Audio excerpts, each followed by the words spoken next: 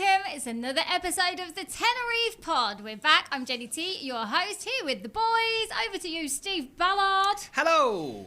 Oh, that was a bit of an anticlimax, I'll be honest with you. I was excited to see what you'd come up with today. I'll come back, have a quick think, I'll come back to you in a minute. And Chris. I want to say Elkington, I'll just stick with Chris. Well, you can stop being nice to each other now because I'm back. Allegedly, you were all being nice to each other last week, Mr. Ballard, because I wasn't here. That was what I said. Those words tumbled out of my mouth, and I immediately regretted saying it. I remember Jen said, why are we being so nice to each other? And you said, because Chris isn't here. And then Jen said, I can play stingers, but there's no one to tell me off. When have I ever told you off? Was it? Most weeks. No, only that one week when you got really Stinger happy. You got trigger happy. Very trigger happy. Can I just point out, though, I'm pretty sure at one point I did call Steve a knobhead. You did call me a knobhead. Yeah, yes, that's fair enough. That's fair enough. Absolutely. That's how we went back to how it should be. We were like, we better make Chris happy and throw some insults at each other. Absolutely. I did giggle. I must admit, I was away and I did giggle. Did you have a nice time away? Yeah, very nice, thank you. I was in McGann and it was Scorchio.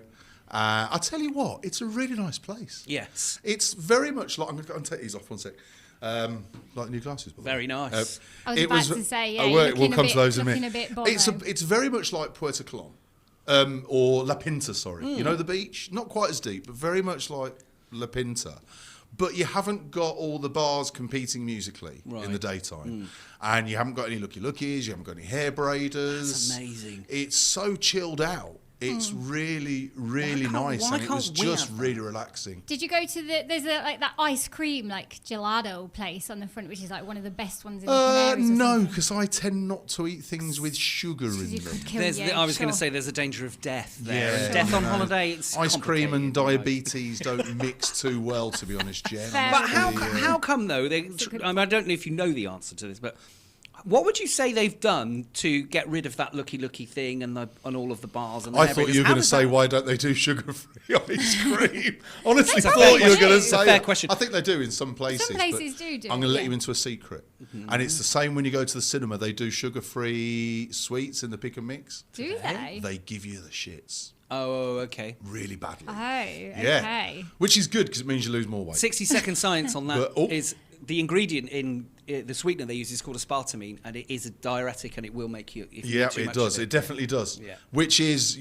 difficult when you're trying to watch a Marvel film. Yeah. You're watching Avengers Endgame. The 3-hour film, and suddenly, yep. I think I need to go. So anyway, about the looky-lookies. Yeah, I think it's the mayor of McGann, and I can't remember her name. She's the one who also introduced the tourist tax. I know you've written about that as well, Jem, which has been the courts have taken that away. They just decided that McGann, as an area which is known as the Little Italy, because it's got the canals and all the old buildings, they wanted to keep it like very traditional, quiet, chilled out. Is it the one you have to get to on a little boat from like Puerto Rico? Is it, or am I No, in McGann you can different? drive to. Of course you can, yeah. But if you go to Puerto Rico, for example, which I did as well, there's far more music and life and whatever. But it's just that they've decided to keep McGann far more That's cool. Lets you the quality, shall we say? Yeah, absolutely. Shall we say? So there's no live entertainment there. There's no karaoke bars. There's no nothing. It's just nice restaurants, chilled out. It's really nice. Yeah, beautiful. In some ways. I have been, and but then I was looking forward to getting back to the lively area. Agreed. It's nice to go and experience. And it's weird, isn't it? Because when you come back here, I'm sure you don't get the same holiday blues as people going back to Bolton or Preston or. No, but do you know what I mean? It takes the sting out who of don't live here. Yeah, exactly. Takes the sting out of it when you're coming back. My friends just came back from Greece and they had proper holiday blues, but they spent the weekend at the beach around the pool. Imagine going back to the UK where it's raining. Yeah, that's true. Yeah, we're very lucky.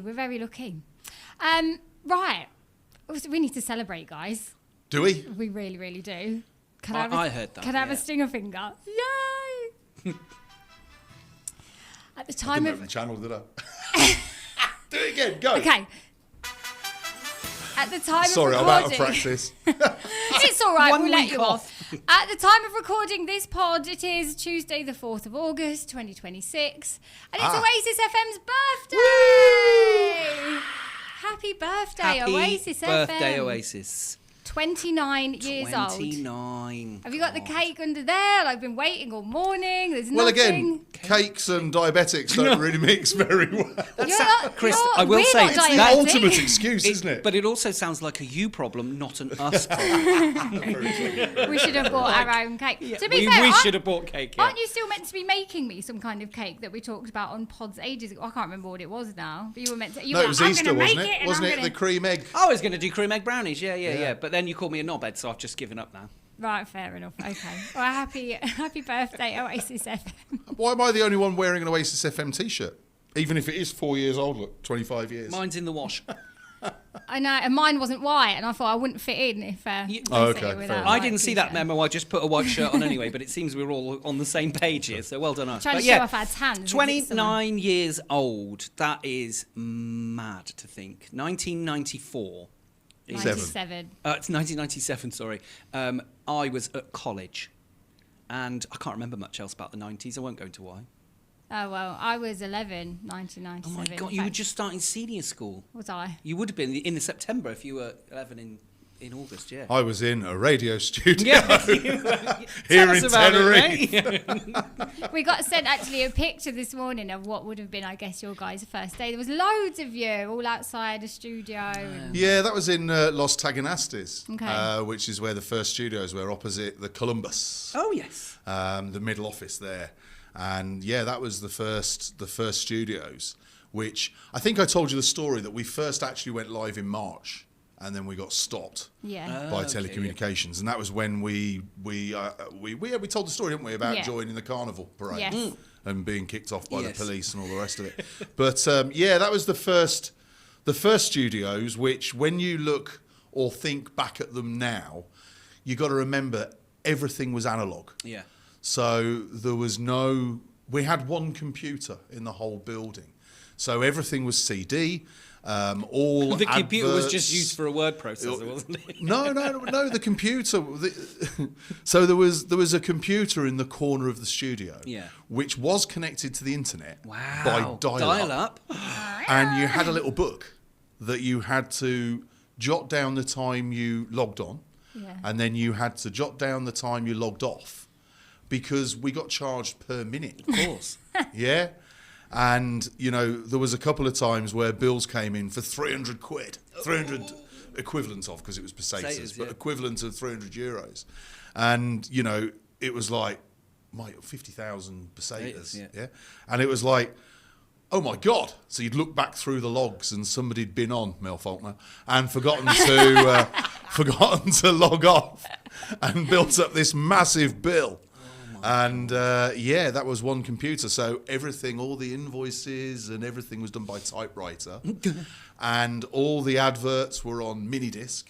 Wow. The IRN was actually the news, and that used to come through via satellite. Oh, and wow. it was a 3-minute news back then. Oh, wow. But you had to time it perfectly with the mini disc to come in and do this. So yeah, when we started, we built the studios from scratch. We had to put, I remember being on top of Los Taganastes, which is 14 stories, because we had to put a lightning rod, what do you call it, lightning detector, on top of the building, because the antennas for the uplinks. And we had this thick copper cable. I nearly fell off the roof, actually, because we had to dangle it down. It took about 3 of us. And then we chopped half a barrel and buried it in the car park. Oh, my God. And then, so originally you had Roscoe was on the show. A guy called Phil de Ketley, PDK in the morning. A lot of listeners will remember him. What was his jingle? It was super sounding, quite astounding, sexy and precocious, which is pretty cool, isn't it? Yeah. Maggie Leonard, Simon Batman McLaughlin. Simon's obviously still around. Chris Merrick was there as well. Dirty Chris, Hairy Larry and Very Scary, DJ from my O'Neill's, and so on. So there was a whole crew, all the people you've seen on that picture. Nathan, a very young Nathan Swift, of course. And you know, it was all very exciting, because what you got to remember is there was no smartphones, there was no internet, there was no Facebook, Instagram, social media. Probably for the best. We hardly had any British television.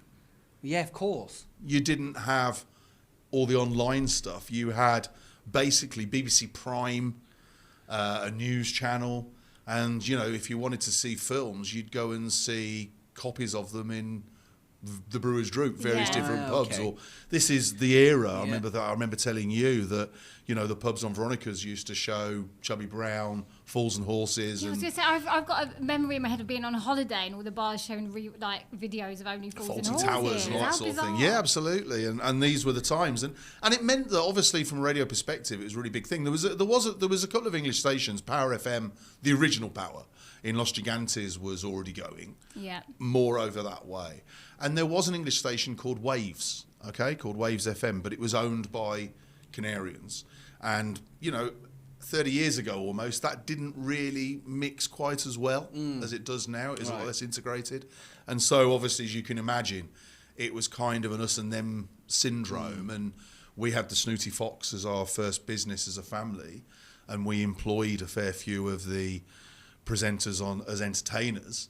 And they sort of found out that I'd done radio in the UK, and obviously fallen in love with it there for BBC and Signal and BRMB and whatever different bits. And that's how it started. And basically we thought, well, it can't be that difficult. So what was the plan then? How did you decide did you see a gap in the market for a British radio station? Yeah. Or? I mean, there was a couple of papers around. Canarian Weekly actually started about 3 weeks before Oasis. But you had the paper, Tenerife News was going in those days. So there was places to advertise, but obviously, I'm not going to say radio was new technology, because obviously there were radio stations, but as far from a British angle, it was like, well, okay, with the right presenters and the right team and the right signal, the right coverage, you know, you didn't have websites. No. You know, there wasn't such thing. Then, there was definitely a gap in the market. So we went for it, and I remember the first transmitters, we actually flew to England. We flew to Manchester, myself and a guy called Brian Harrison. He owns QFM, and we bought the transmitters and brought them home in suitcases. Oh wow! They weighed a ton, by the way, via the North Airport, which the North Airport back then was about the size of our office. You literally walked in one side. Yeah, you walked in one side and came out the other. There was hardly any sort of customs. You showed your passport, obviously. And that's how we brought the transmitters in, because there wasn't really anywhere over here, or, you know, you didn't have the same delivery. You couldn't Amazon it. Yeah, exactly. You couldn't look online for stuff. So it was a completely different way. And then we went live, and I think for me it's interesting, because if I look back over the last 20 odd years of doing this, there's kind of been 3 stages. All right, you've got the original stage with Roscoe and Ian Leonard. Ian Leonard was a huge part of Oasis FM and a massive name over here on the entertainment circuit, God rest his soul. And him and Maggie were so involved in setting Oasis off on the path that it's continued to be. Ian was production manager, but then became station manager. Right. And I mean, his studio was amazing, because it was full of keyboards and MIDI things and recorders and separate sound booths, and it was proper wow lights. Yeah? You're not wow lights, are you? No. You don't? No, I have Well, no basically, you see all these lights, and what do you do, Steve? Wow. That's it. All right. It's Bridge of the Enterprise stuff, isn't it? Absolutely. When you walk in So and you it's go, oh my god. It's not the technical term that I was expecting, but okay. Yep. Cool. So That's what they wow like. lights Wow everywhere. lights, yeah. Wow. And it was brilliant. And so, you know, I think that was the first phase, if you like. Who came up with the name? Where did the name come from? It was my mum. Was it your mum? Yeah. I think, I mean, obviously, as a family, as I said, we had the Snooty Fox, and I think Fox FM was favourite from a natural thing. But at the same time, it wouldn't really have any meaning. Yeah. And a lot of people think it was because Oasis, Blur and Britpop at the time. Oh, of course, that would have been banging trend. Yeah, it was nothing to do with that. It was literally, my mum came up with it. I think I've told this story before, that it was, you know, an oasis is a watering hole in the desert, and Tenerife is a watering hole in the middle of the Atlantic Ocean.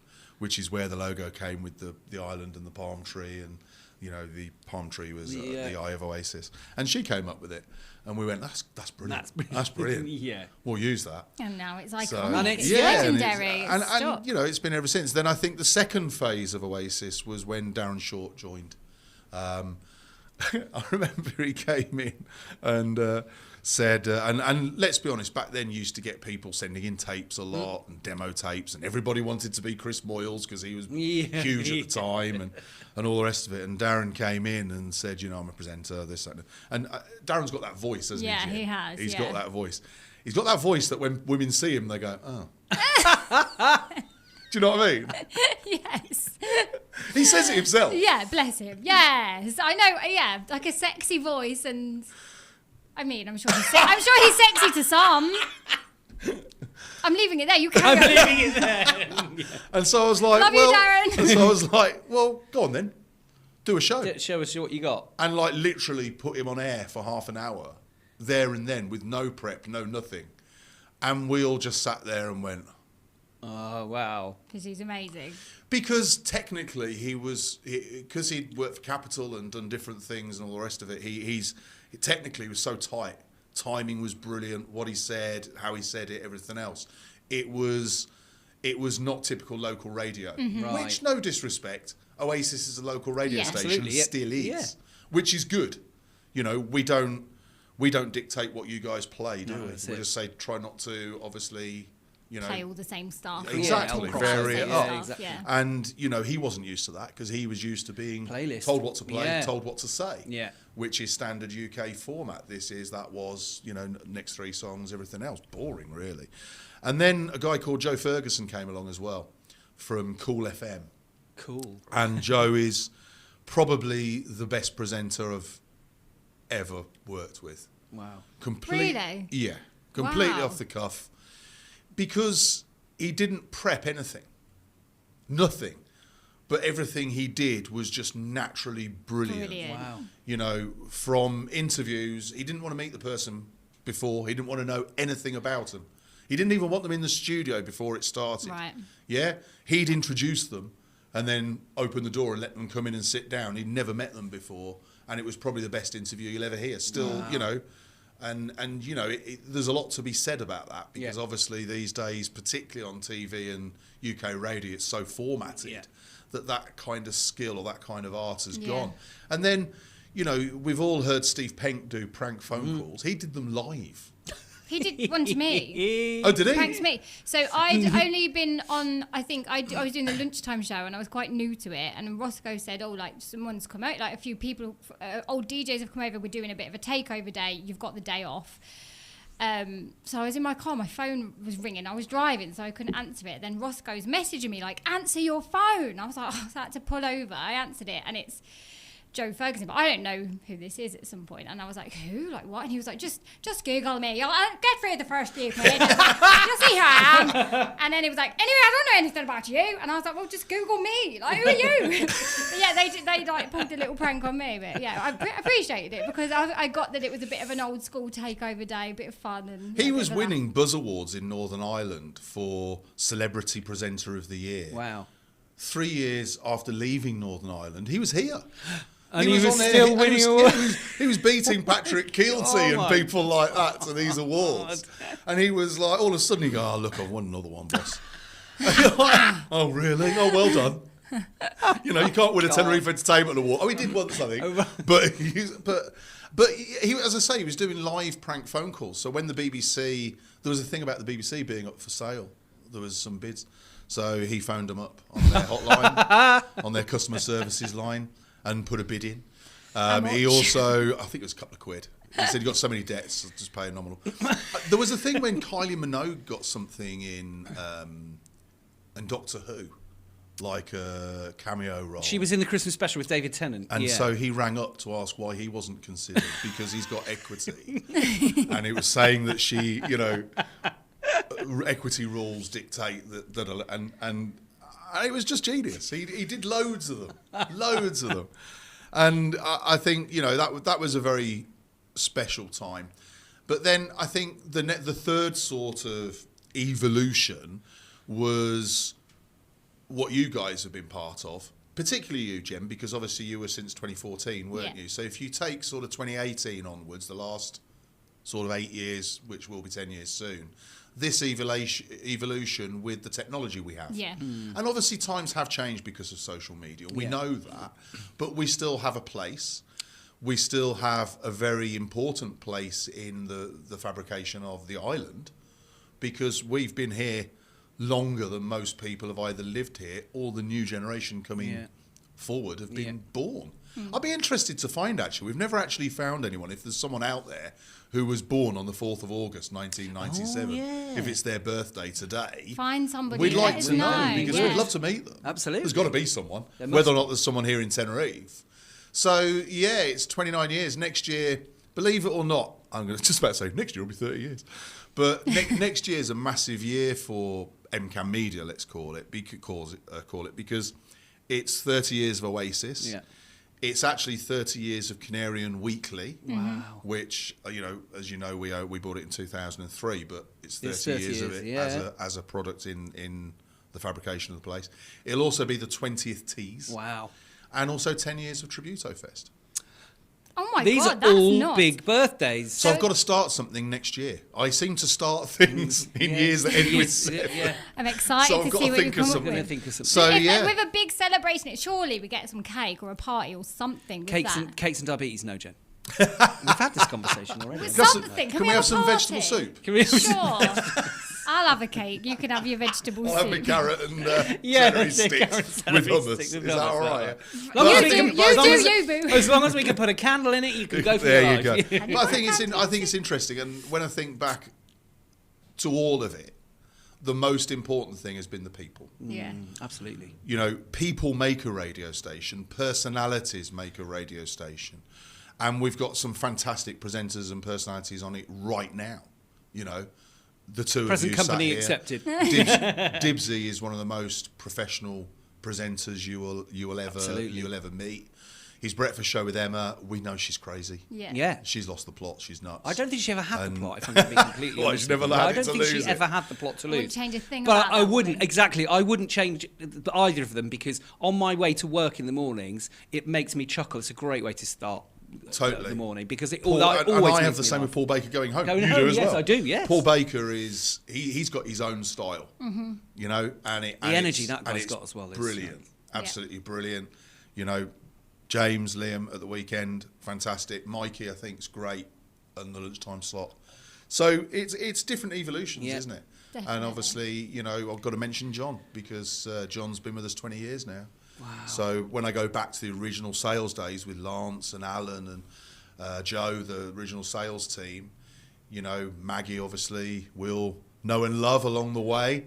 She still does stuff for us. I know, from the UK. Yeah, I know. But John's been with us 20 years, and we probably wouldn't be able to do it without him anymore. Yeah. So So do you think that, because going back to being let's say a radio consumer for pretty much all my life, always had the radio on, part of, pretty similar to you, an interest in radio from a very young age, of using a tape-to-tape recorder and doing my own show, which I was probably about 9 or 10. So I've always had that interest. I listened to the radio all the time. My mum and dad always had the radio on.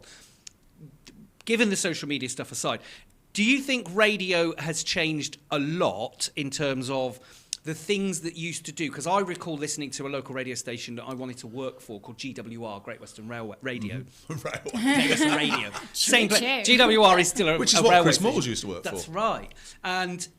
But they called them Black Thunders, and it was the outside broadcast team. Yeah. And they would go around handing out car stickers, and they would turn up at events, and they'd all have bomber jackets on, and everything was all logoed up and things. You just don't see stuff like that anymore, is it? No, it's, if you look at its Capital Party in the Park, it's, the big Heart, I Love Heart, and Radio 1 Weekender, it's different. Branding's different. Yeah. But branding's different in general, isn't it?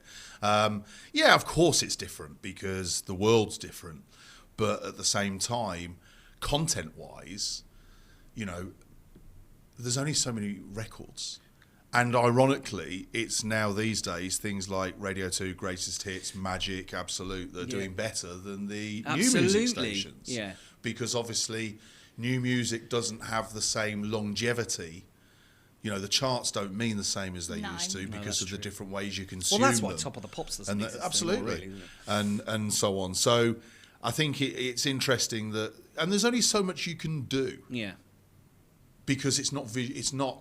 It is visual because of social media, but it's not visual if you're in the car or Yeah. on your headphones as normal. Yeah. Normally consuming.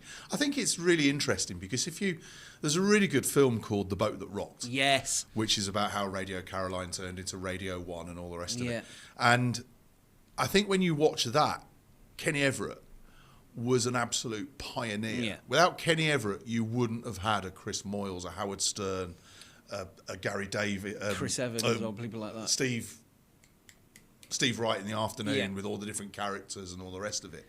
He brought all that in. He was the original fun shock jock yeah. who broke all the rules, where everyone was literally playing the charts, playing this, playing that. And they were doing that on vinyl, weren't they? Yeah, absolutely, That's absolutely. how, I mean, you know, Steve, how analog it was. when I first started with the BBC at Portland Place in London, doing stuff for Simon Bates's show. Yeah. It was all slice and splice. Wow. It was literally cutting room floor. Yeah. You know, reel to reel, cutting it, taping it together, gluing it with a razor blade and making yeah. and producing things that way. Wow. And you know, so now when you think you can sit at a computer and produce something with AI, Minutes. Yeah. you know, Yeah. these days, it's scary. And, you know, will radio die? It'll be consumed a different way. Podcasts are proving that. Yeah.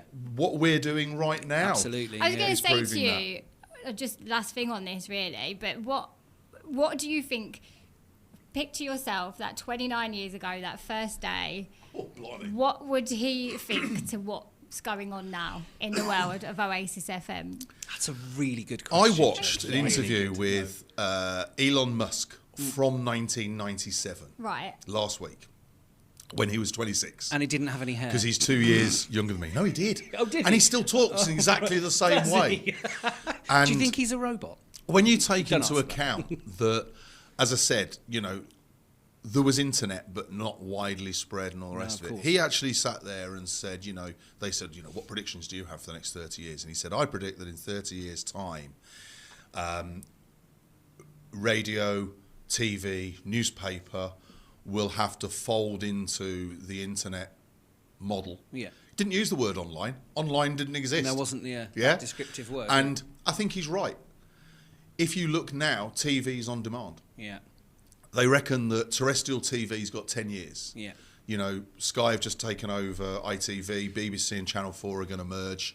And, you know, you'll basically the have... distinct possibility the license fee will end up going to a subscription model, Yeah, which is absolutely. what Netflix and Amazon Prime are, which is a lot of consumption. And what Sky I is. don't Yeah, remember absolutely. the last time I watched live TV. Like, I don't remember. Exactly, Yeah. unless I it's sat and sport. watched Sport it. or news. And Sports, those are the yeah. things Well that will put, carry yeah. on live, Yeah. will be sport and news. And, you know, the rest is football was something that Netflix have been looking for. Netflix were looking for something with an engaged audience that people would go back to. Yeah. Not a one watch, something people would go back to. And the World Cup, they paid 30 million quid or whatever it was to have the rest is football there. And now they've signed them up continually. Yeah. And that's a podcast on Netflix. And so you will see those changed in TV. It's already happened with newspaper. Yeah. You know, we knew as the Canarian Weekly we were going to have to change. We were worried about it because obviously the vast amount of our audience, our readers, are over 45 or over 50, are my age. And would they switch from reading a physical paper to phone? But COVID did that for us. I was going to It say you actually were helped almost us in forced. Your some hand way. was forced to Absolutely. not have the physical Yeah, newspaper. we weren't allowed to. Did to you print have? and Was there any distribute. backlash on that, or did people just accept that was the way it was going to be? Well, they had to accept it at the time because obviously you couldn't physically print and you weren't allowed to distribute. I still think there's the occasional I mean, I'm in the studio sometimes in the morning and there's still occasional phone calls. Yeah. Like, when is it going to come back in paper form? Oh, Like, okay. So, very rare. Yeah. But I still think there what is a bit of changed it is backlash. advertising. Because obviously as social media or digital marketing has come along, it's per unit cheaper than printing a paper. Absolutely, yeah. So obviously, if we had to go to people now with the paper costs, the advertisers would not pay it, which is why, for example, Diario de Avisos is still going. but Diario de Visos, you pay for that paper. Yeah. They distribute some free, but normally you get it from kiosks. And if you look inside it, there's probably 3 adverts, and they're all government ones. There's no paid for adverts. People don't want to pay for that because of the expense of it. Pro rata. Yeah. Pro rata, Yeah. yeah. I mean, you could say that print cost wasn't expensive, take into account what your costs were, but to what the distribution is, then yeah, of course I get it.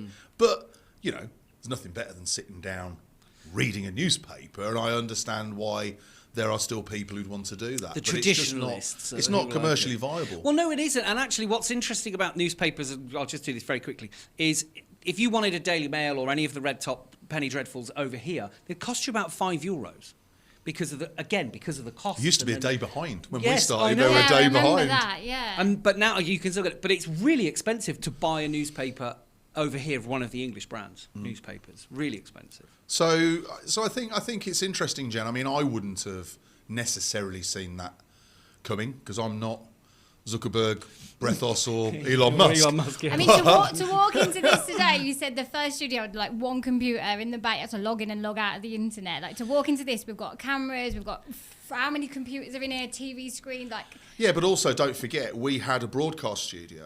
Yeah. Yeah, but then we also had a production studio and a voice booth. But then I remember the little voice. but then in the old we studio. also had a music library. Yeah. And that library was shelved out with thousands of CDs.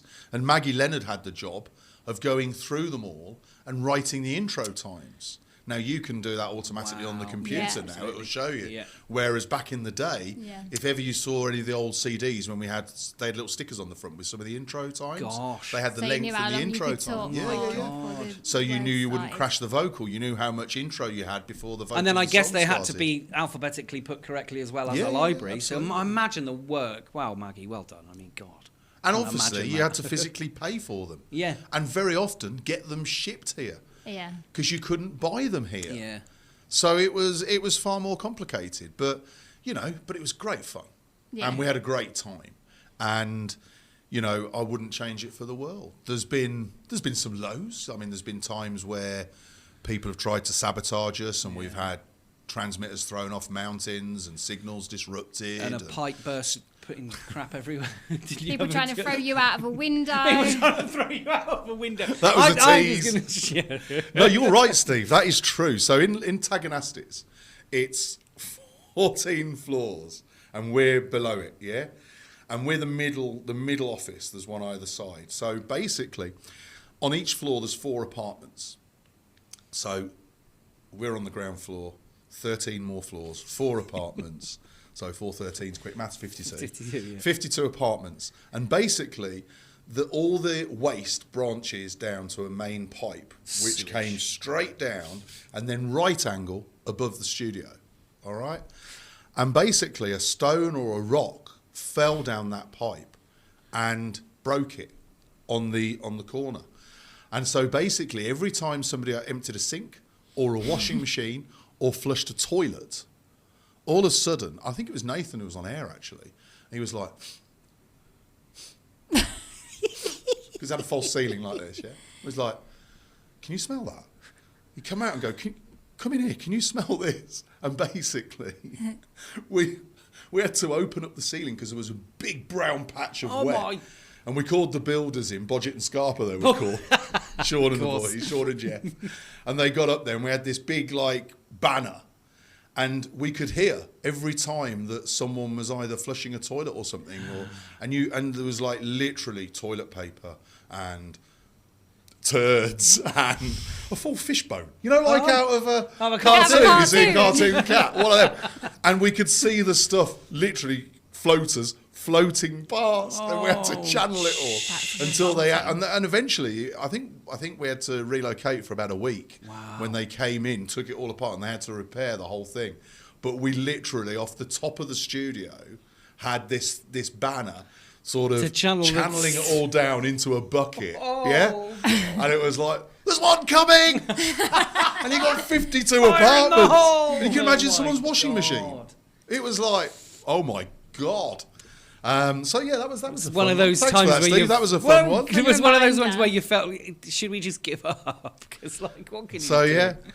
And then from Taganastis, we went to Apollo Centre. Then we went to our first office in Shafirus by Iceland, then by the golf shop above Pit Team, and now obviously here. So yeah, here we are.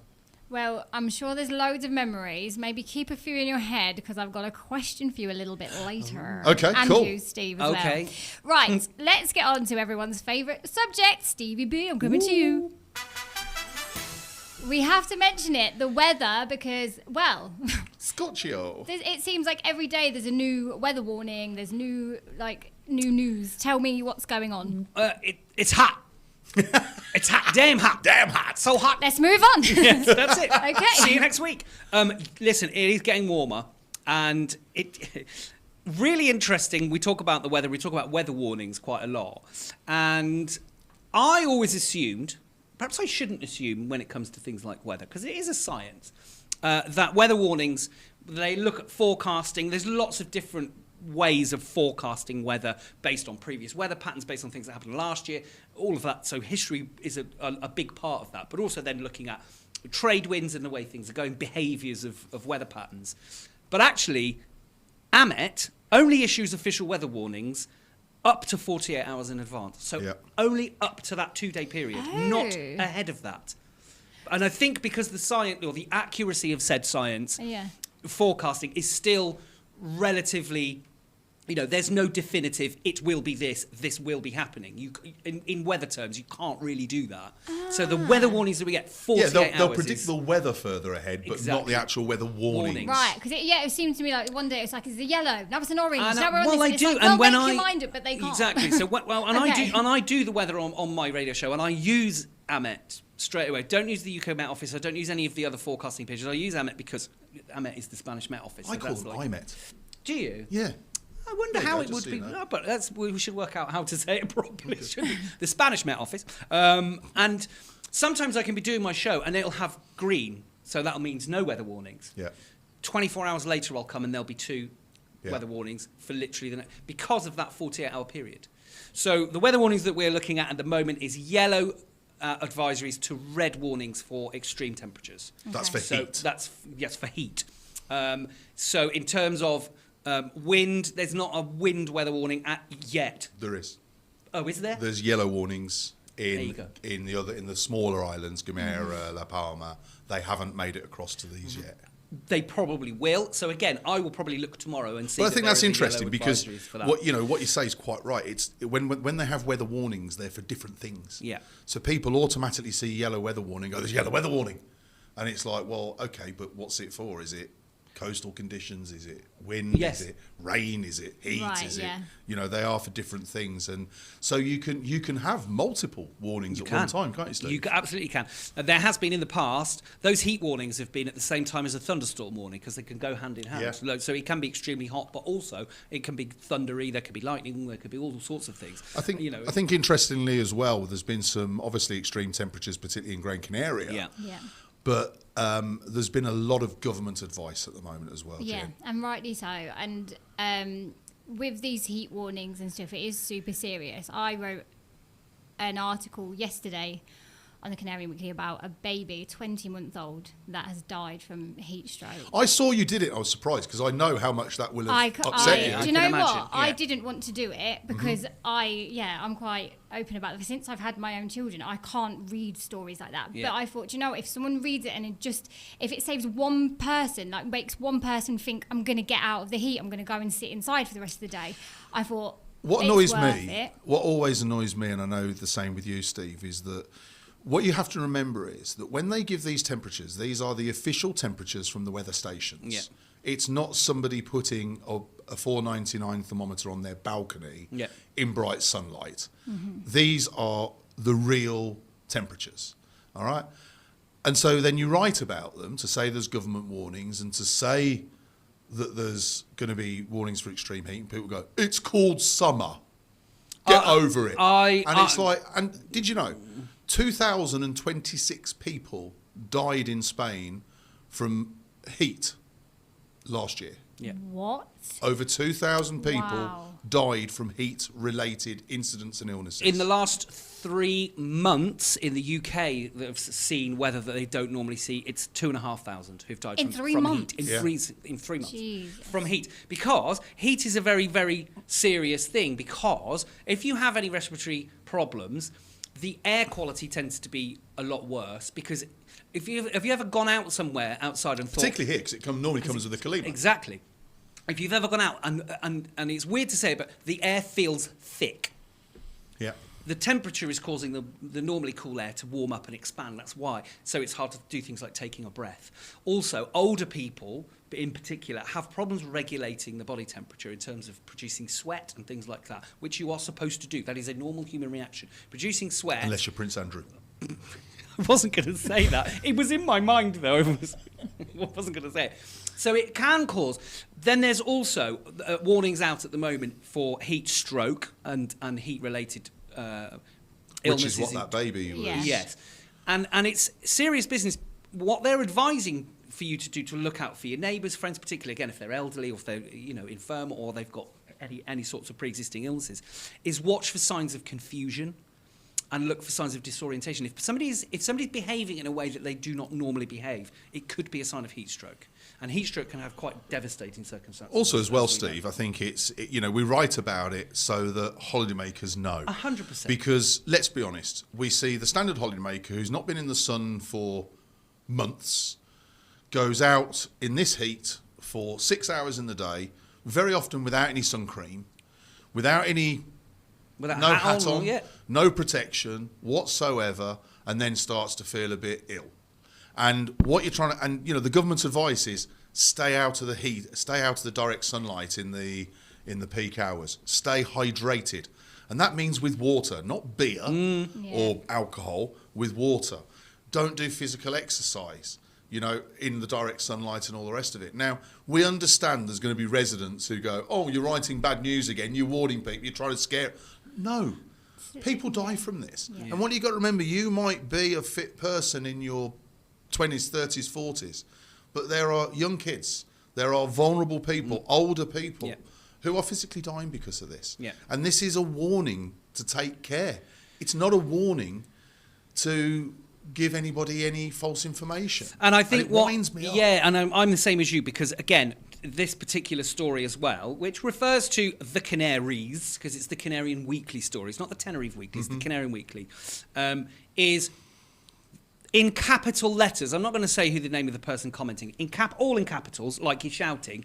It's August. Stop scaremongering. It's not scaremongering. It's called news, and it's helping to save people's lives. So if you don't have a comment that's going to be like that, don't comment on it, because you just made yourself look like a total idiot. And to finish off, following the orange warnings, yellow heat alerts remain in place for Tuesday and Wednesday. Temperatures are expected 35 across the east, southwest, climbing as well to 37 degrees Celsius, possible in parts of the south. It is hot. And it will feel hotter locally. Of course. So obviously, if you're in a sheltered area or on your terrace and you've got a little thermometer, it might go above that. Yeah.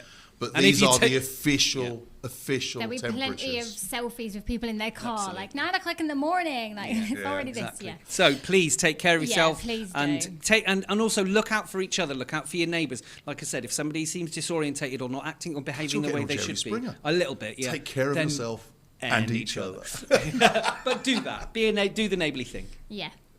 Okay, let's get on to some news. PG, Pam. Pammy G. Pammy G. I mean, the face says it all. Go on, Chris, take it away.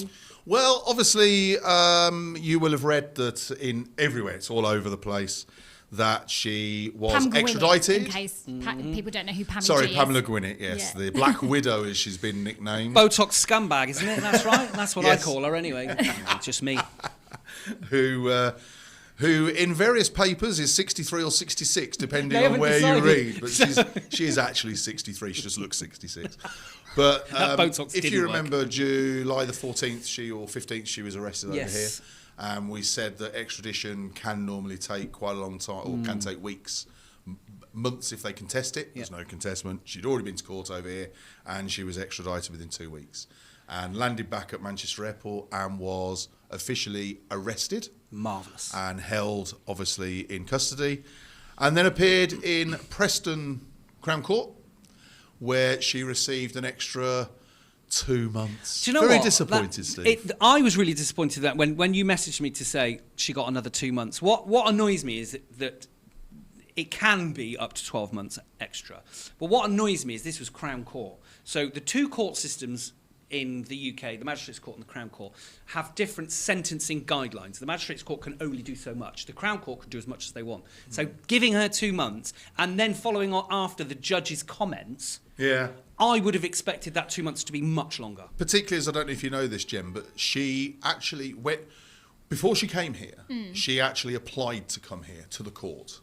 Okay. She said that she wanted to come to Tenerife to scatter her dead brother's ashes. Now, whether or not that's true, we don't know.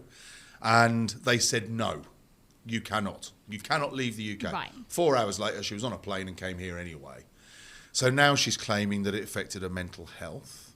She's obviously still claiming that she was a part of a group of 10 carers. She wasn't the only carer, etc., etc., etc. All old news. The case is against appeal. So she has now officially been jailed, and so she started her 6 year and 2 month sentence for which she cannot get time off for good behaviour. So I have a question. I have a question about that then, because also in the UK news, Andy Burnham, who's now the current Prime Minister, has put a pause on what they were calling early release scheme, because there is overcrowding in the prison system in the UK.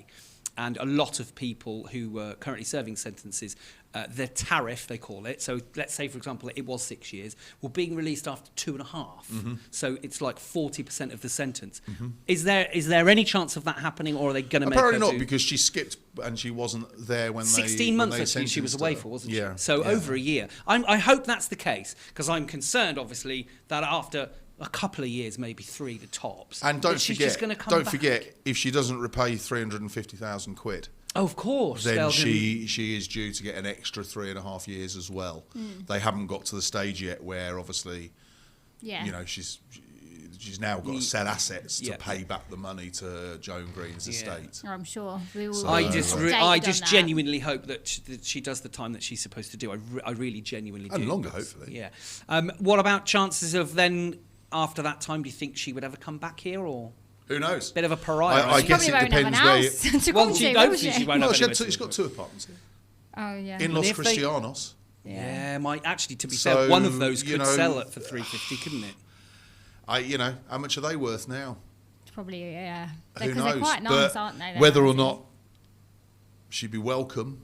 Yeah, that's to the people around her. A bit of a pariah. And also, let's be honest, even if she does 6 years and 2 months, she's going to be 70. Oh yeah, that's true. So she might get a slap inside. Who knows? All right. Well, any updates on potential extended sentences? I'm sure we. It's good news, though, wasn't it? Absolutely. No, that's I'm not. There's no scaremongering involved there, Chris. That's all good news. You two and your funny little faces today. That's normal. Yeah. We'll go on to some bad news then, shall we? Oh, okay. Oh.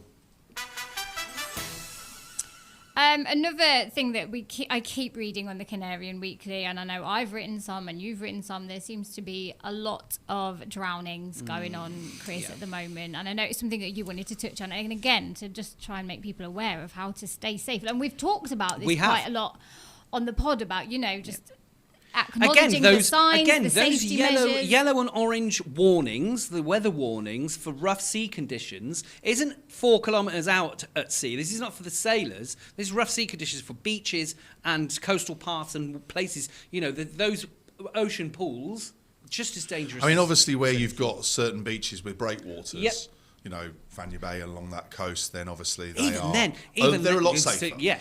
But the reason why I wanted to address it is because there has been another drowning, but this time it was in Fuerteventura. It was a 53-year-old guy who was actually on a lilo, all right? And he was on a beach that hadn't got a breakwater, so he was quite a long way out. He got dragged out on his lilo and then got into trouble. And it was occupants of a private boat who saw him struggling and dragged him on the boat. When they got him back to shore, he was in cardiac arrest. Wow. And very often when I write about these, people turn around and go, he didn't drown, he had a heart attack. Well, but the cardiac arrest, cardiorespiratory, I can never say the word, is brought on by ingesting the seawater. Absolutely. And the reason why I wanted to mention it is because they've just released the latest figures for drowning so far this year, and they've gone up by 30%. So 39 people have lost their life through drowning, all right, so far this year. But interestingly, Steve, what you just said, over half of those went into places under red flag conditions. So ignoring red flags, ignoring weather warnings, which, okay, you could turn around and say holidaymakers may not know about the weather warnings. True, but there's a red flag. Yeah. The red flag doesn't mean go in at your own risk. It means don't go in. What?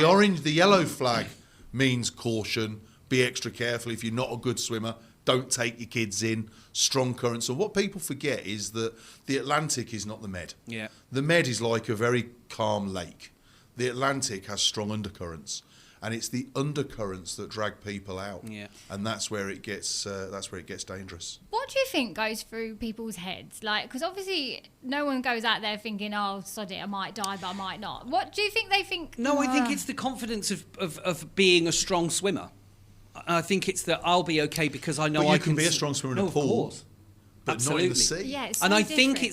think it is an overconfidence of the conditions. I think it is a certain amount of I'll be okay because I know I can swim. Yeah. And it's not taking into account what's happening underneath. And I can tell you this as a scuba diver. Yeah, absolutely. The going underneath and those things. You don't have to go far down. No, either, you do do not. You a metre at that. So as soon as and don't forget, particularly Tenerife's really interesting topography is we're on a shelf. So all of our beaches are beautiful, and and then all of a sudden there's nothing for 1,000 meters. Yeah. So when the undercurrents hit that, it starts to push out and then come back and push out and come back, and that's why you get rips in certain places. That's why they put the breakwaters in these. Interestingly, Jen, one of the most dangerous places that people don't realise for this undercurrent, and you see it all the time, is Del Duque Beach. Yeah. Okay. All right, Del Duque Beach, where you've got the rocks where people jump off. That corner there is known for being so dangerous because it's where 2 or 3 currents meet. And you Right. can be a really good swimmer, but you can be dragged out in seconds. Very quickly, yeah. In seconds. And you see people all the time. If you go and sunbathe down there, you'll see people all the time. They see some waves and think, great, waves. And then, they're gone. And it's that bit of beach is so dangerous, but purely because of how Steve says, how it drops off, how it then creates the different. Because you know how waves are formed as it comes to a shallow bit. Yeah. Yeah. Well, if you go underneath, it's a similar sort of situation, and that's how people. It's get a dragged washing under. machine. It's a cyclic wash, and once you get caught in that, it's really hard to get out. Also, I think it can look. It can look like it's absolutely fine. You could see a red flag and go, "What's the red flag for? It looks fine to me." Right, yeah. And it's the currents that's the issue. It's not necessarily there's loads of waves. It's what's happening underneath. So that's what you've it got to could look. be that when the tide's coming in, they don't need the red flag. But when the It's tide's going going out. out, you need the red flag Yeah. because it's that strong. Yeah. And that's the problem with the Atlantic because it's a really dangerous sea compared to. Yep. I mean, your parents live on the Med, They do. and I know It's a that mill if you want to pond. go diving in the Med, there's nothing to see. No, there isn't. And there's no movement, and there's no, every time I actually did my qualifications in the Med, so I learned how to scuba dive in the Med, down to 40 metres as well, for the extra deep dive specifications. And there isn't a lot going on, but also there's hardly any movement. We used to go to the seagrass because you might see a turtle. There's not much, and there's not Whereas much. here, I go to Adeje regularly, in the dive centre in Adeje, and I always see something, whether it's trumpetfish, angel sharks, whatever it is. But there is always still, when we do our briefing, where to go if there's a problem, when are we going to surface if there's a problem. And actually, you could walk into the Adeje, the little bay in Adeje is beautiful, and you get under there, and all of a sudden you're kicking and trying to swim away, and you're just getting pushed back to the beach, and it's exhausting. So that's why it may look beautiful, but it might hide some hidden dangers. And all we're doing is just saying, look at the flags. Yeah. Yeah. We don't want to see any more of these numbers going up because people have thought it looked okay, and I'm going to. so try again, and, and the same when you're writing about it, Jen, it's to advise people. Yeah. It's to try and warn people to take care. We know the headline is the fact that someone's drowned, and it's tragic, and it's terrible, and there's so many people affected. But it has to be like that, doesn't it? In order for you to take notice. We want you to take notice by putting a serious headline. It can't be, by the way, look out when you're swimming. It doesn't work like that. It's not a scary one. No, but if it can make you think twice, if it can make one person think, absolutely. Oh, hang on, just check the flag, then it's been worth it, 100%. Hasn't it? And then you get the fact where you see people sitting on the beach and the kids are in this, and it's like, what are you doing? Yeah. I mean, I remember going in big waves in France with my dad when I was a nipper, but obviously, again, you're in a much calmer sea. Yeah. And you're just jumping in the waves. You're not going in deep. But these days, people... Yeah. You said, what do they think? I don't know. Yeah, what goes through their head? Like, what makes them think, if it makes a good photo, they're bang up for it, I suppose. I don't know. But anyway. Maybe they are influencers. That is the best link so far. That was better than mine. Wait, I have to say, Jen, it was Chris's the week before last. That was the finest segue so far today, Jen. Well I think it would have been better if we hadn't drawn so much attention to it. But it was great. Particularly if you do a different subject now. Yeah. So anyway, guys, reggae. A Tenerife restaurant has banned freebie-seeking influencers. Right. It's a restaurant in the north of the island that apparently used influencers to launch the restaurant when it first opened, but now they have banned the influencers. What are your thoughts on this? I know, obviously, Steve, you work in a restaurant that uses influencers from time to time. Do I? Can I just say something before you go into Steve? Yeah? And that is that I think it's important to say that what they said was... They feel there is a difference between people having followers and an engaged following. Yeah? Mm-hmm. Yeah? So what they said was that, yes, they used influencers who had a real following and caused engagement. But what they're against is these people who contact all the time going, I'm an influencer, I've got X number of followers, and I want free stuff. Yes. Is that fair? 100% fair. And what I would say to that straight away is, as somebody who deals with the social media side of said restaurant, mentioning no names. Winchester. Yes, you did that. I know. So I have the ability to read all of the messages, whether that's Instagram instant messages, Facebook, or TikTok instant messages. And we do get, I wouldn't say regularly, but I would say a couple of times a week, we'll get a message from, guys, we really would love to collaborate with you. My name's Amber, and I've got 5,000 followers on my thing. It would be amazing if we could collaborate. I'd love to come to your restaurant. It looks really good. And try some of your food and then do you a really good review. And we're like, but that's not going to be an accurate review. That's going to be us giving you free food and you saying how amazing it is. That to us isn't fair. That's product placement, isn't it? It is. Yeah. And so it is not a fair reflection. And yes, you might. I mean, 5,000 followers in the grand scheme of things isn't a lot. Nothing, I don't think. Nothing, yeah. But that's what's on average. Is anywhere between sort of 5,000 and 20,000. When we get these people asking, and they do ask for freebies. They do. One of the worst ones though I ever saw was, I'm going to come to your restaurant. I've got this, and it was a big following. I thought, okay, this might be all right. Let's see what we can do with this. And we're going to do this. We want free food. And we'll only charge you £499 for us to do this. Bargain. When are they coming? When are we starting, Jen? So not only did they want to come to the restaurant, get a free meal, they wanted to charge us for the privilege. I get it. So that message was 2 words. The second one was off, and that was the end. And then blocked, because I'm not interested in. That's not how things work. We were really lucky, and I will use the word lucky because we were. We were visited 3 or 4 years ago by a couple of travel influencers who already had a big following, and they were doing stories on travel. They do the airports, they come to Tenerife a lot, they do Japan, China, they do all sorts of things. And they came and they tried. Is that Nathan Grace? Nathan and Grace. They're from Newcastle, aren't they? Yeah. And they stay all over the place. I've met them. They're a nice couple, They actually. are a lovely couple. And they came to us genuinely to have dinner. Did you know or not? Nope, had Without no you clue knowing. whatsoever. Right, never okay. messaged us in advance, never did any kind of like, we're coming, can we do... So when they came, they paid for their dinner? They paid for their dinner, yeah. They were like, just guests having dinner. They didn't Normal get punters. Normal punters to Right, us. Okay. And this is 3 or 4 years ago, normal punters to us. And then Nathan filmed Grace with our mozzarella sticks doing the cheese pull. Oh, is this what sent them viral? This is what sent them viral. Wow. So that TikTok video of Grace got 20.3 million views within the space of months. See, that's influencers. Yeah. Exactly that.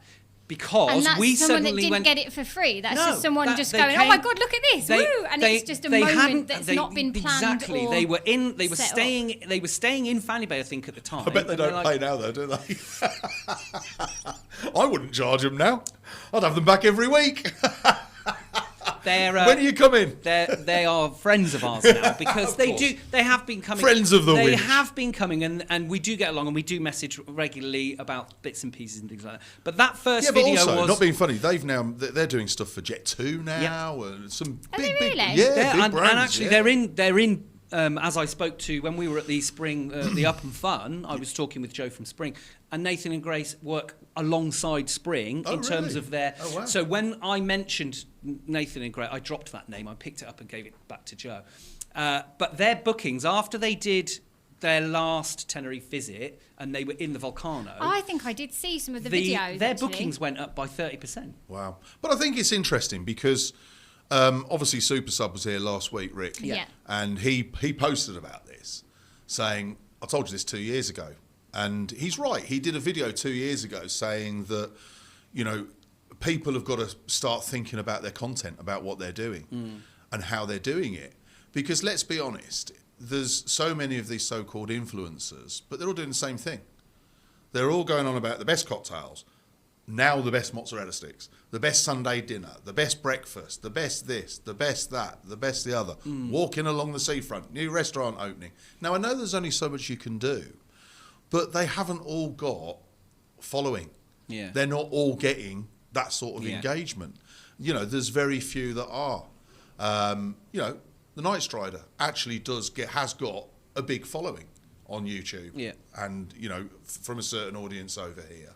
And so Scotsman Kev, Yeah. who's not obviously been very well. I saw Rick post about that as well. So I think you're right, Jen. You know, there is a place for influencers. Yes, I agree. There's a place for it, but I feel like when you're going out there messaging like, "Can I have something for free?" and offering a good review before you've even tried the food, it takes the. Speak to excursion companies. Ask them how many people are asking to go on I their can imagine. excursion. I can imagine. Can you imagine being jet skis or jeeps or boats or whatever? And I think it's interesting as well. We're talking about there is a place for influence. I think there absolutely is. The numbers are incredible on how people now choose their destinations and what they use. So back in the day, 97, let's say, when Oasis first started 20 years ago, we would have gone to going places in the high street and got a brochure and read the brochure. Yeah, but you could say that back in the day when Oasis started, it was a local influencer. Well, yeah. Because our Do you job know was what? to You're advertise right. stuff. Yeah, you could and say influence that. people into You could say buying that. stuff. Yeah. It's what we do. We Yeah. advertise things. But people pay you to advertise. Yeah. It's not us trying to say we've got this many followers. Yeah. We're going to do It's this. not a- it's a different it's medium. not trying to- It's a different medium. But gonna as you use were the saying word about them cop, having a but- Everything's place, great. but in them having a place, it is those, and a lot of people find out about a destination and about things to do by using social media, by using TikTok, Yeah. and watching these people do these things. Which is why I think there needs to be a balance between people who've got a following and who are doing content which makes a difference. So do you And- think more people, more businesses will follow this lead of saying, you know, they openly admit they used influencers to launch Yeah. because obviously, but now they've been so inundated with non-influencers. I think you sort of make a rod for your own back in terms of using influencers to promote your restaurant in the first place. I think that's probably it. When you get an accidental exposure, and there have been plenty, not just at Yeah, of our course, place, yeah. an accidental exposure like that, which causes that. Just one viral incident. It only takes one person to get the right video at the right time, put in the right number of people and the right number of shares, and things happen. It doesn't necessarily To hit the have algorithm. to be exactly, and that's what you've got to consider with social media now: is what are the algorithms? What's TikTok and Meta doing to put your content in front of people, the right people? And I think some influencers who do it for the sake of doing it are hoping that they'll get that one viral video. Yeah, because they're not even necessarily doing it for the free food. They're No. hopefully doing it for a viral video. Yeah.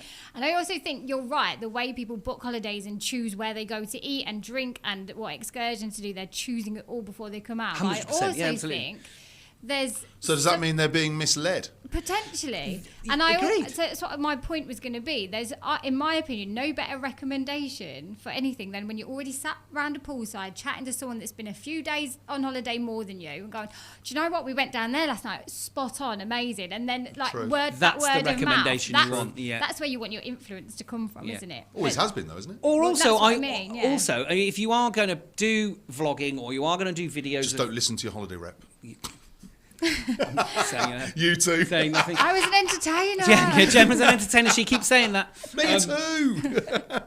But what I would say is, if you are using social media to look at destinations and things to do, it's like try and look at the images that this person's providing. Ignore what they're saying. This is the best. Look at what they're giving you in terms of. But this is the problem. Now, you know, it's interesting you say that. I mean, I've got daughters who are 22, 23 years old, and their age group use TikTok now for everything. Mm-hmm. Yeah. And the problem is that because obviously TikTok isn't as governed as other social medias or online areas, you know, you don't know what to believe anymore. No, you don't.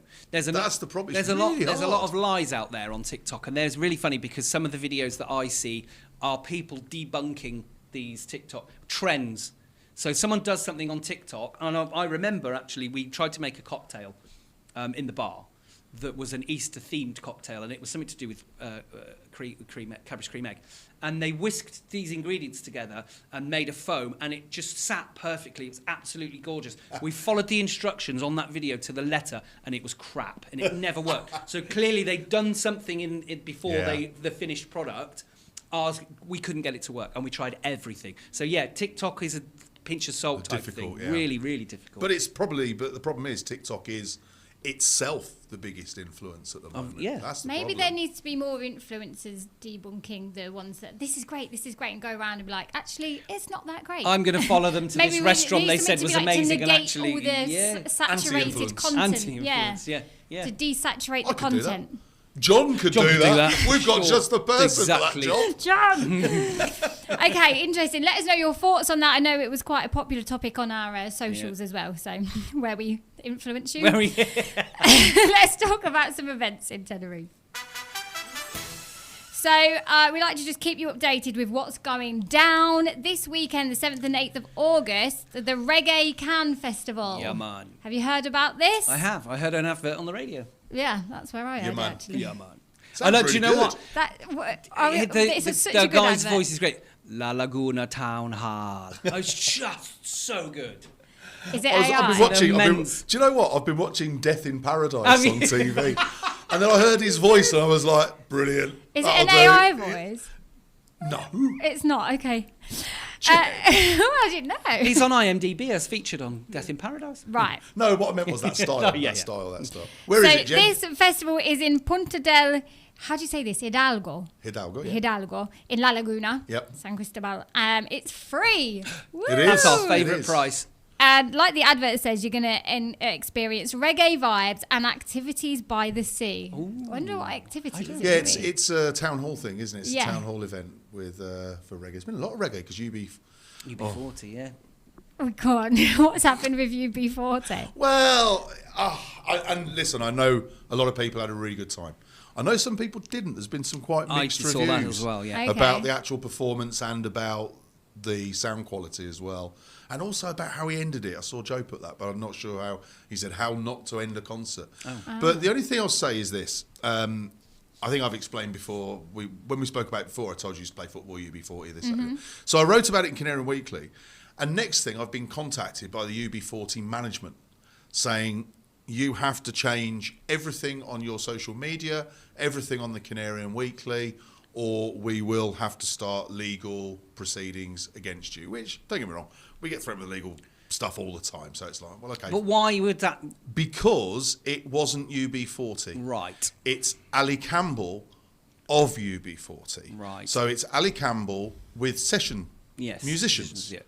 He's the only member. It's a bit like back in the day, we used to bring Tony Hadley over for gold and we couldn't say it was Spandau Ballet. Oh, of course, because it wasn't. Because it was Gary Kemp owned the rights That's right, and yeah. all the rest of it.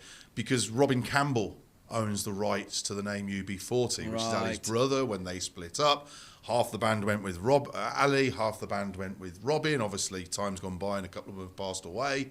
Robin's still performing with some of them. Ali's by himself. And I got back in touch with them and said, look, not being funny, this is from Spanish press. Here's the website. Here's the ticket outlet. Here's the Spanish press. And they went, oh, my God. And apparently they've started proceedings against the promoters and everything else because... You gave their legal team quite a big job by the sound of it. Yeah, but Jen, it was like, well, hang on a minute. This isn't us saying Yet again, it. This is the promoters saying picking on the little bloke. But also, all the people were going expecting to see UB40. Yeah. And I was trying to say to people, it's not UB40, it's Ali Campbell. Yeah. Singing UB40 songs. Effectively. And I think what's interesting as Who's well... nearly 70 now as well. This is what I was about to get to. But this is why Sting can't say it's the Police. Yeah. Sting was on a couple of weeks ago. But Sting's probably a bigger name individually. But also, I think songs, I can't say it's the Police. I think Stuart Copeland owns the rights to the Sting name. But what I was going to say is from the police people name. the police name, yeah. Yeah, not the Sting name. Yeah, sorry. But what I was going to say is the people I spoke to who had gone and posted videos and you could hear them singing along, one of them was a particularly big UB40 fan and has seen UB40 with Robin and Ali together originally, and has also seen Robin As and have I. has seen Ali. And she's, what you got to remember is, going there with the expectation that you are going to see UB40 from old is stupid because he's 67 years old. Yeah. And people's voice changes as they go and they get older. There's no way you were going to see the show that you were expecting to see UB40 from 30 years ago because it just wasn't going to happen. Yeah. But she said, as a fan, he played the songs I wanted him to play, plus a few others that I didn't really know. Not so bothered about that. But the songs that I wanted to hear was there. I heard Ali Campbell. I went home happy. My only piece of advice in all this is do not, under any circumstances, question this with Stuart Marlowe from T2K. You know who you are.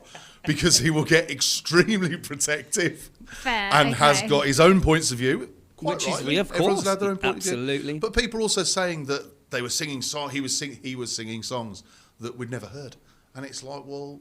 Yeah, because he went right back to the early days of UB40. But also, it's his frigging set list. If he wants to do early stuff, and if he wanted to release a new album of new tracks and play some of them, it's entirely his decision because it's his concert. But with that and with the Reggae Can Festival, it's great to see that reggae music 100%. is... Yeah. Particularly when it's hot in the sun. It's just right, isn't it, with a cocktail and With whatever. a rum cocktail and a bit of rum. reggae. Absolutely. So yeah, if anyone fancies some reggae That's this vibes, weekend. that's this weekend, the 7th and 8th. So It's that's Sunblast this Friday and weekend as Saturday. well, isn't it? Is it actually? Yeah, Oh, wow. Sunblast down in La Caleta. Oh, wow. Completely sold out. And then the after party is at Las Rocas Beach Club. So that's on as well. Love it there. Awesome. Okay, cool. Right, we're going to finish off on something quite nice now, guys. Cool. I've said cool too many times as Another well bloody today. stinger. I know. You should tell her off. Come at me.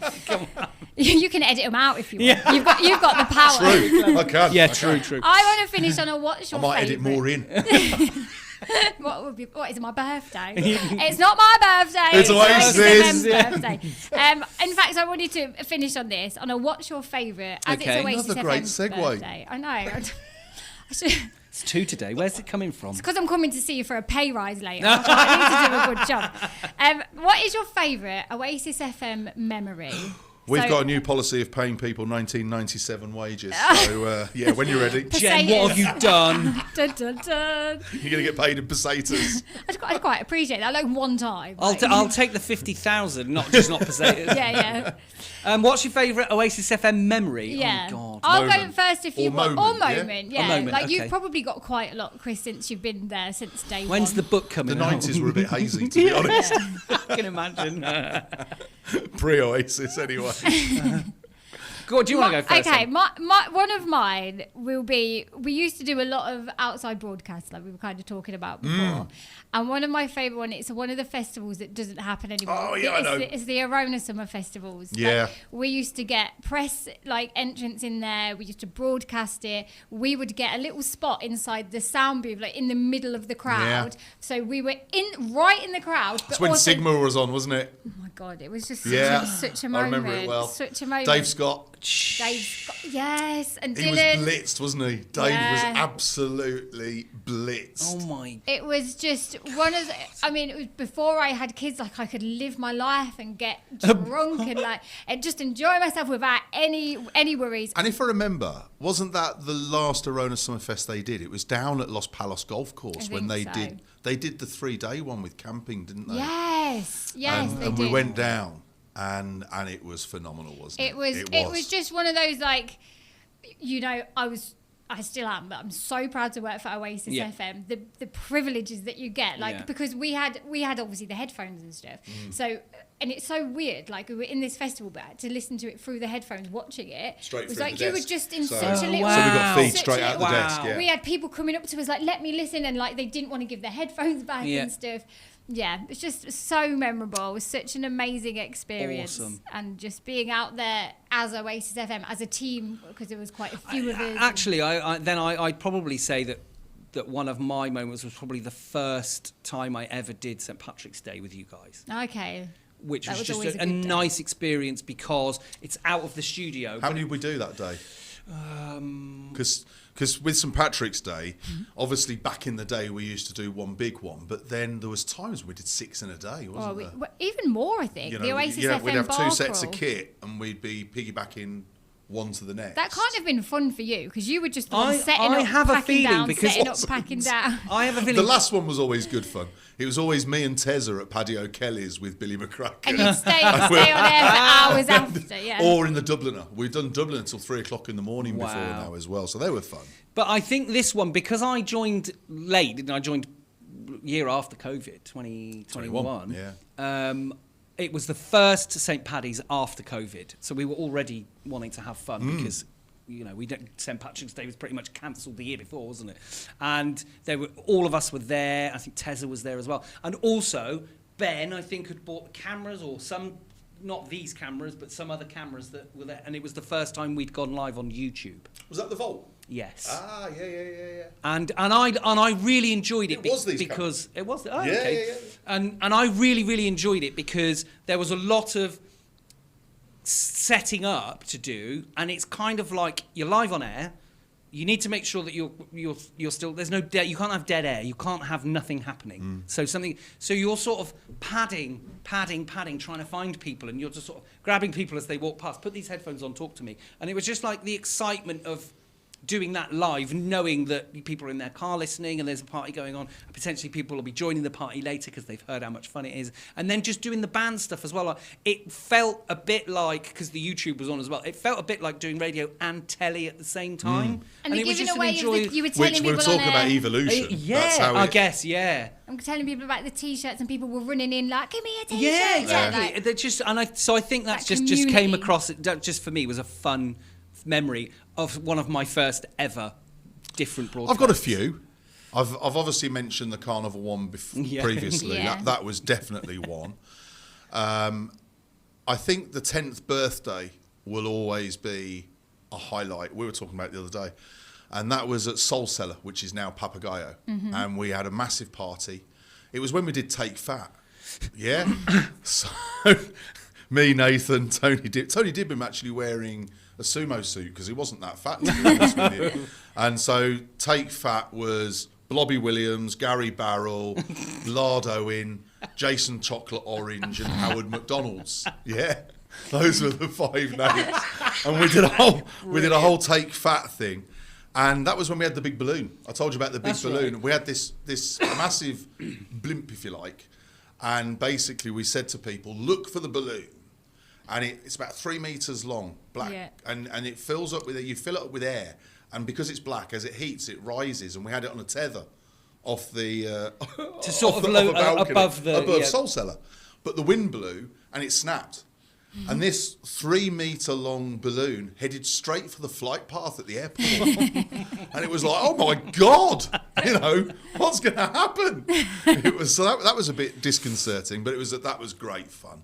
I've got to mention, I think as well, that some of the Christmas parties back in the day were a massive, massive highlight, particularly when we then introduced Canarian Weekly and Showtime into the mix, because there was nearly 50 of us, wasn't there? Wow.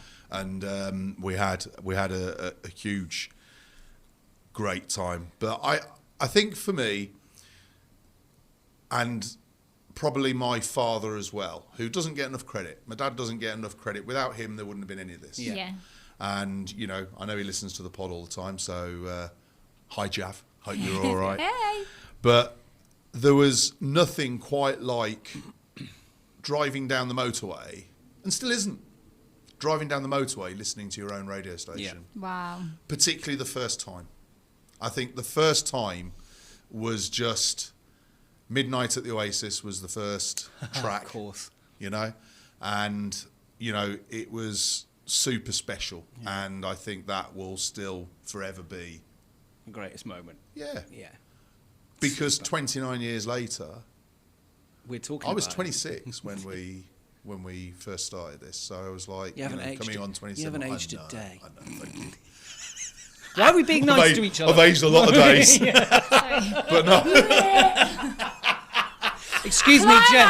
Excuse me, Jen. I'm after you for the pay rise conversation. So you, 1997 money. But no, I think that will stay as the. It has to be, because obviously